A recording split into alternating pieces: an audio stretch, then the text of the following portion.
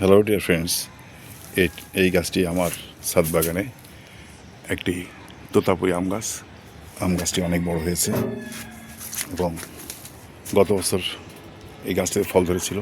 তবে ফল অনেক বড় হওয়ার পরেও সম্পূর্ণ পরিপক্ক না হয়ে ফলগুলো ড্রপিং হয়েছিল, যে কারণে আমি ফলের পাকলে এর অরিজিনালি স্বাদ কেমন হয় এটা আমি বুঝতে পারিনি। গাছটির বয়স 3 বছর। দেখুন গাছটি কত বড় হয়েছে এবং এখন এই গাছটিতে আমি আশা করছি এবছর ফল রাখতে পারবো।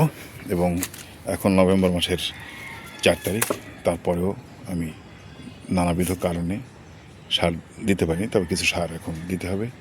এখানে আছে অল্প পরিমাণে আমি সার দেবো, আধা কেজির মতো। এইখানে আছে ভার্মি কম্পোস্ট, শিংকুচি, হাড় গুঁড়ো, cocopeat, calcium, magnesium, potassium, humic acid, নিমখোল,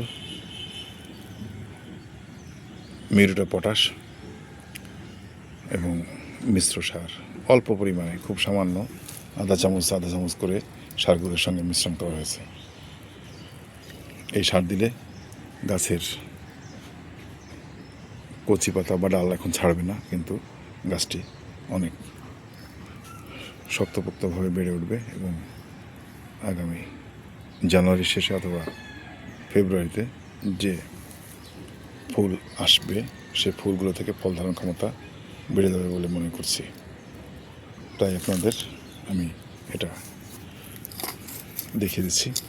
এই যে আমি চারিপাশ থেকে এইভাবে আমি আগেই এভাবে কুচে রেখেছি।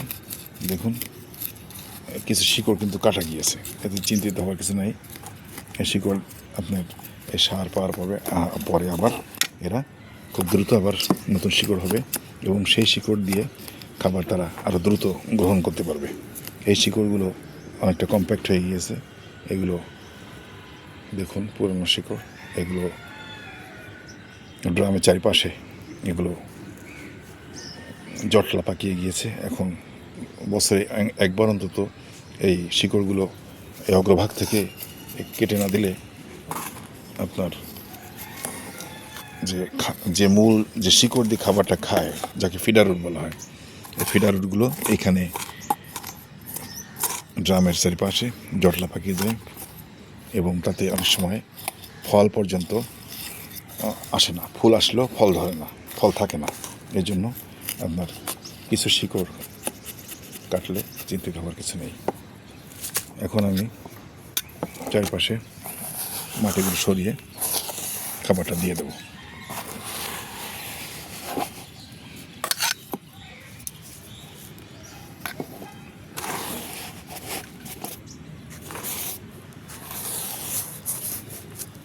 দেখুন চারিপাশে বৃত্তাকারে একটা নালার মতো হয়েছে, এখানে আমি সার দিয়ে দিব।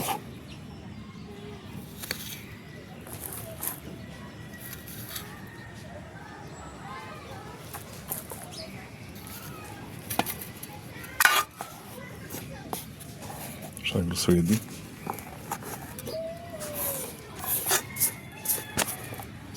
এবার আমি এই মাটিতে চাপা দিয়ে দেবো,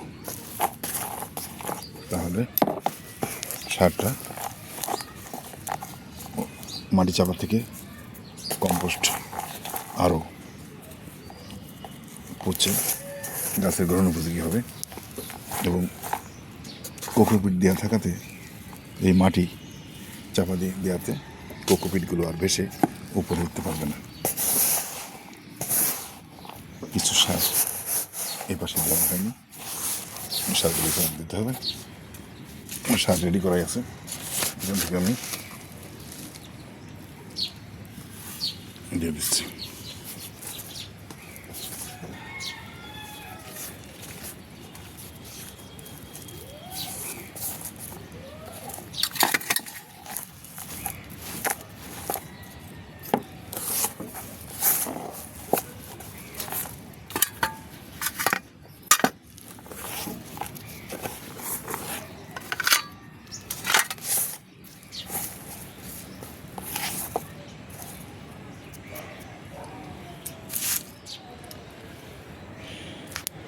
আজকের মতো এখানে বিদায় নিচ্ছি। আল্লাহ হাফেজ।